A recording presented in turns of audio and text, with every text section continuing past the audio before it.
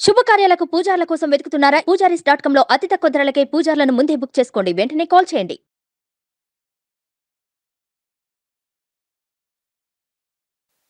2024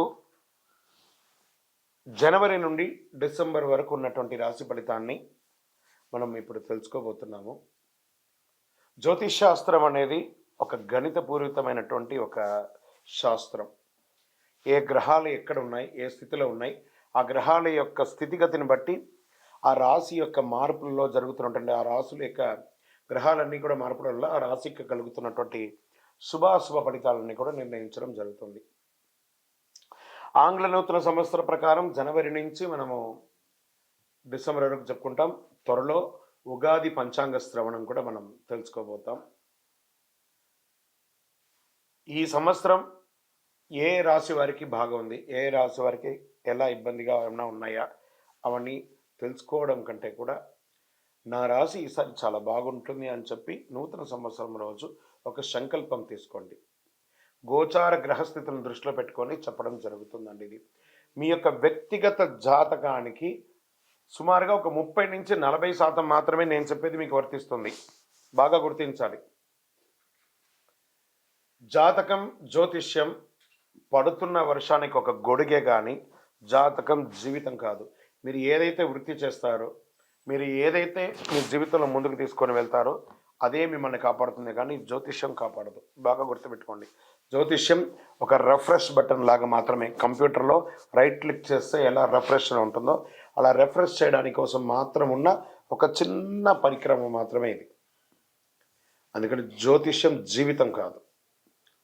మళ్ళీ ప్రతి ఒక్కళ్ళు కూడాను మీ యొక్క సంపూర్ణ జాతకం తెలుసుకోవడానికి కోసం మీ పరిసర ప్రాంతాల్లో ఉన్నటువంటి సద్గురువుల్ని సంప్రదించండి, జ్యోతిషాస్త్ర నిపుణుల్ని సంప్రదించండి, గౌరవిస్తూ వారి ద్వారా తెలుసుకోండి. లేదా మా ఛానల్ ద్వారా మీరు తెలుసుకోవాలి అని అనుకుంటే ఈ కింద ఉన్నటువంటి మా నంబర్కి వాట్సప్ మాత్రమే చేయాలి. బాగా చెప్తున్నాను, కాల్ చేస్తే లేపమండి. వాట్సప్ మాత్రమే చేయాలి. వాట్సప్ చేసిన తర్వాత మేము రిప్లై ఇచ్చిన తర్వాత అప్పుడు కాల్ చేయొచ్చండి. మేము రిప్లై ఇవ్వకుండా మీరు కాల్ చేస్తే కాల్ లేపబడదు. మళ్ళీ చెప్తున్నాను, 20 సంవత్సరాల లోపు 21 సంవత్సరాల లోపు ఉన్నవాళ్ళు ఖచ్చితంగా విద్యార్థులు అడగకూడదు. విద్యార్థులు చదువుకొని పైకి రావాలి అంతే. విద్యార్థులు 21 సంవత్సరాల లోపు ఎవరు అడిగినా ఖచ్చితంగా వాడికి జాతకం చెప్పబడదు. మరియు ఇల్లీగల్ అఫైర్స్, ఆర్థిక సమస్యలు గురించి అడిగితే ఖచ్చితంగా చెప్పబడదు. మీరు అప్పులో లేకపోతే ఇంకోట ఇబ్బందులో పడితే వ్యాపారమో ఉద్యోగం చేసి తీర్చుకోండి, కానీ జాతకం తెలుసుకోవడం వల్ల తీరుతుంది మాత్రం అనుకోవద్దు. ఇల్లీగల్ అఫైర్స్ ఖచ్చితంగా చెప్పనండి, బాగా గుర్తుపెట్టుకొని చెప్పడం జరగదు.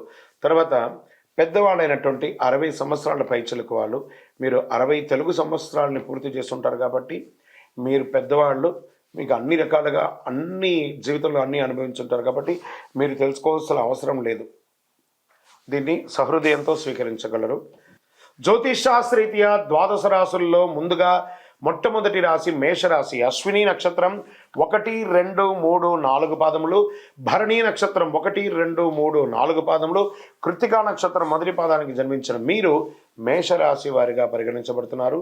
ఈ సంవత్సరం 2024లో మేషరాశి ఫలితాలు చూస్తే గురువు, శని, రాహు, కేతువులు ఎలా ఉన్నాయని తెలుసుకుంటే, గురుగ్రహం మేషరాశిలో సంచరిస్తూ మే 1వ తేదీన ధనస్థానంలో వృషభంలోకి ప్రవేశిస్తున్నాడు. శని లాభస్థానంలో ఉంటూ జూన్ 30న వక్రగతిని పొందుతాడు. మళ్ళీ నవంబర్ 15 నుండి సక్రమ స్థితిని సంచరిస్తాడు. 12వ స్థానంలో రాహువు, 6వ స్థానంలో కేతువు సంచారం జరుగుతుంది. గురువు మీ లగ్నానికి కానీ రాశికి శుభుడే.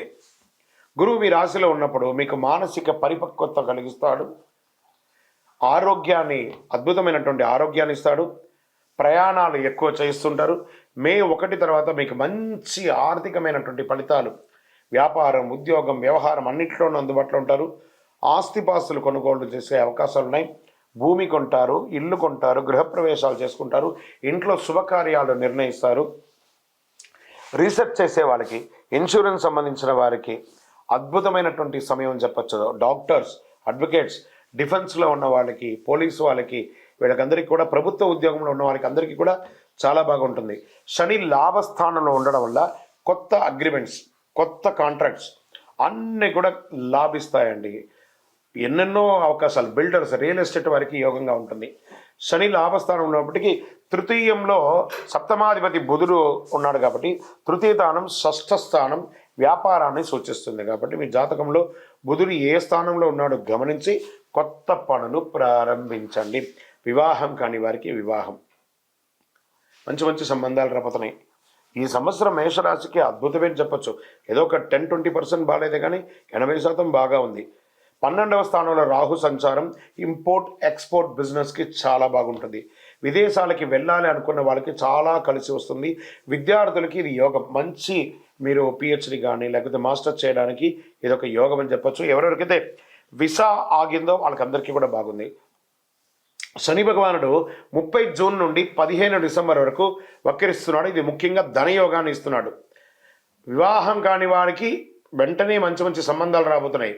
ముఖ్యమైన పనులన్నీ ప్రారంభించినప్పుడు మీ జన్మ జాతకం ఎలా ఉందో ఒకసారి పరిశీలించుకొని చేసుకుంటే చాలా మంచిది. రాజకీయ నాయకులకి యోగ కాలం అని చెప్పచ్చు.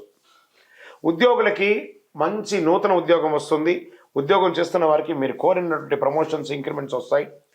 డాక్టర్స్కి అయితే చాలా ఉన్నాయండి, అద్భుతంగా ఉంది. స్త్రీలు ఎంటర్ప్రెనర్గా చాలా గొప్ప స్థితిని తీసుకొస్తారు. వ్యవసాయదారులకి యోగం, ఎందుకంటే మంచి వర్షాలు పడుతుంది కాబట్టి ఈ సంవత్సరం అంతా కూడా బాగా ఉంటుంది.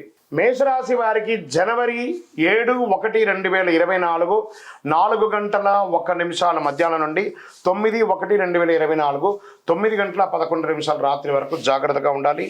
వాహనం నడిపేటప్పుడు, సంతకాలు పెట్టేటప్పుడు జాగ్రత్త. ఇది జనవరి నెల. ఫిబ్రవరి నెల ఇవన్నీ కూడా మేషరాశి వారికే. 4వ తారీఖున 2వ నెల 2024 1:04 ఉదయం నుండి 6/2/2024 7:35 వరకు ఉదయం జాగ్రత్త. వాహనం నడిపేటప్పుడు, సంతకాలు పెట్టేటప్పుడు, ఎదుటి వారితో మాట్లాడేటప్పుడు జాగ్రత్త. మార్చి నెలకు వచ్చేటప్పుడు ఈసారి మీకు 2 సారి చంద్రాష్టమం వస్తుంది. మాస ప్రారంభంలో 2/3/2024 8:17 నుండి 4/3/2024 4:21 మధ్యాహ్నం వరకు చంద్రాష్టమం ఉంది. మొదటిది. రెండవది ఇదే నెల 29/3/2024 2:09 నుండి 31/3/2024 10:56 రాత్రి వరకు చంద్రాష్టమం ఉంది. మేష రాశి మిత్రులారా, ఈ చంద్రాష్టమ సమయంలో జాగ్రత్త. వాహనం నడిపేటప్పుడు జాగ్రత్త, సంతకాలు పెట్టేటప్పుడు జాగ్రత్త, ఏ పని చేసినా ఎదుటి వారితో మాట్లాడేటప్పుడు జాగ్రత్త జాగ్రత్త జాగ్రత్త. ఇంకనూ మీ పర్సనల్ జాతకం తెలుసుకోవడానికి మా నంబర్లను సంప్రదించండి. మీ యొక్క ఇష్ట దైవాన్ని ప్రార్థన చేయండి. సకల దోషాలు తొలగడానికి నవమూలిక సిద్ధ ధూపంతో ధూపం వేయండి. విజయోస్తు.